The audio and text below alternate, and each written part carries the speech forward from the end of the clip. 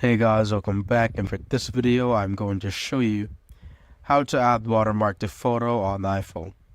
So first, what you want to do is open up your Photos app.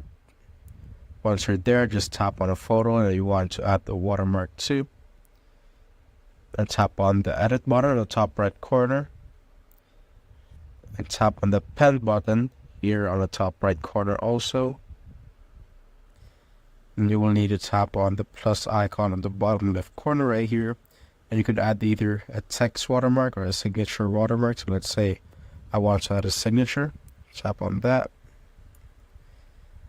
and here you could delete your existing signatures if you have, but if you don't have, just tap on the plus icon right here, and this will pop up, and now you could use your finger to draw your signature or write your signature. Once you're done, just tap on the done button right there, and now you could customize your signature. You could thicken the outline, you could enlarge the signature itself, and also you could change its color to your liking. Once you're done, just tap on the done button on the top right corner, on the top done again. And that's basically it, guys. If you have found this video helpful, simply leave a like below or subscribe because it helps reach more people. See you on the next one.